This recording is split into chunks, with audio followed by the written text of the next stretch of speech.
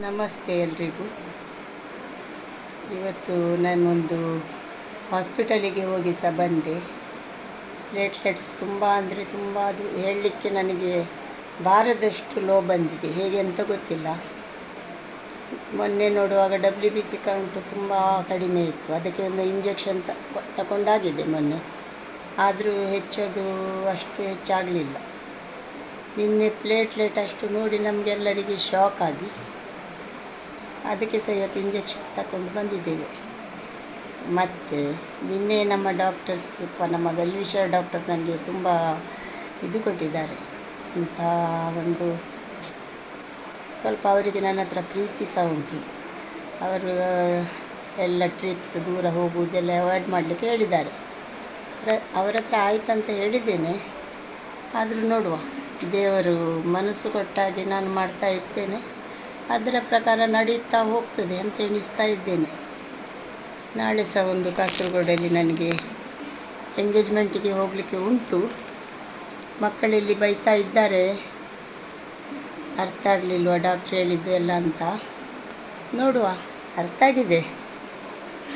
ಆದರೂ ಸಹ ನನಗೆ ಒಂದು ಯಾವುದೇ ಫಂಕ್ಷನ್ ಮುಂಚಿನಿಂದ ಇನ್ವೈಟ್ ಮಾಡಿದವರದ್ದು ನಾನು ಮಿಸ್ ಮಾಡೋದು ಸ್ವಲ್ಪ ಕಡಿಮೆ. ಹಾಗೆ ನಮ್ಮ ಫಂಕ್ಷನಿಗೆ ಸಹ ಎಲ್ಲರೂ ಬಂದಿದ್ದಾರೆ ಮಗನ ಮದುವೆಗೆ, ಅದು ಸಂತೋಷ ನನಗೆ ತುಂಬ. ಇನ್ವೈಟ್ ಮಾಡುವುದು ನಾವು ಬರಬೇಕು ಅಂತ ಅದಕ್ಕೆ ಅಲ್ವಾ. ಮಕ್ಕಳಿಗೆ ಅರ್ಥ ಆಗೋದಿಲ್ಲ, ಈಗಿನ ಮಕ್ಕಳಿಗೆ. ಅವರು ಬೇಕಿದ್ರೆ ರಿಜಿಸ್ಟರ್ಡ್ ಮ್ಯಾರೇಜಿಗೆ ಸಹ ರೆಡಿ ಇದ್ದಾರೆ, ನಮ್ಮ ಇಬ್ಬರು ಮಕ್ಕಳು ಸಹ. ಆದರೂ ಸಹ ದೊಡ್ಡವನಿಗೆ ಅಷ್ಟು ಹೇಳಿ ಹೇಳಿ ತುಂಬ ಒಳ್ಳೆ ಗ್ರ್ಯಾಂಡ್ ರೀತಿಯಲ್ಲಿ ಎಲ್ಲ ಫಂಕ್ಷನ್ಸು ನಡೆದಿದೆ. ಇನ್ನು ಸಣ್ಣವನದ್ದು ನೋಡಬೇಕು, ಅವನು ಸಹ ಹಾಗೆ ಹೇಳೋದು, ಡೆಸ್ಟಿನೇಷನ್ ವೆಡ್ಡಿಂಗ್ ಅಂತೆ, ಅದು ಇದು ಎಲ್ಲ ಹೇಳ್ತಾ ಇದ್ದಾನೆ. ಮಕ್ಕಳದೆಲ್ಲ ಕೇಳಿ ಕೂತ್ಕೊಳ್ಳಿಕ್ಕಿಲ್ಲ. ಹಾಗೆ ಇವತ್ತು ಸಹ ನನಗೆ ಹೋಗೋದು ಬಾರ್ದಂತ ಹೇಳಿದ್ದು ಮಕ್ಕಳು, ಮತ್ತು ಅವರೇ ಬಿಟ್ಟು ಬಂದ್ರಪ್ಪ ಹಾಲಿಗೆ. ನನ್ನ ನಾದಿನಿಯ ಮಗಳ ಮಾವ ತೀರಿ ಹೋದದ್ದು, ಅವರದೊಂದು ನಾನು ಇದಕ್ಕೆ ಹೋಗಿ ಬಂದೆ.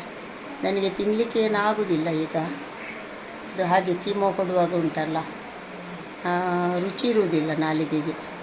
ಹಾಗೆ ಯಾವಾಗಲೂ ಐಸ್ ಕ್ರೀಮ್ ಕೊಟ್ಟ ಕೂಡಲೇ ಮೊದಲು ತಿನ್ನುವುದು. ಈಗ ಬುದ್ಧಿ ಬಂದಿದೆ ಸ್ವಲ್ಪ. ಒಂದು ವಾರದಿಂದ ಕೆಮ್ಮಿ ರಾತ್ರಿ ನಿದ್ದೆ ಇಲ್ಲದೆ ಅನುಭವಿಸಿ ಇವತ್ತು ಐಸ್ ಕ್ರೀಮು ತಿನ್ನಲಿಲ್ಲ, ಹೋಳಿಗೆ ತಿನ್ನಲಿಲ್ಲ. ಶುಗರ್ ತುಂಬ ಏರಿ ಮೇಲೆ ಹೋಗಿದೆ. ಎಂತ ಮಾಡೋದು, ಎಲ್ಲ ಸರಿ ಮಾಡಲಿಕ್ಕೆ ನೋಡುವ ಅಂತ ಆಸೆ ಉಂಟು. ಆಸೆ ಮಾತ್ರ,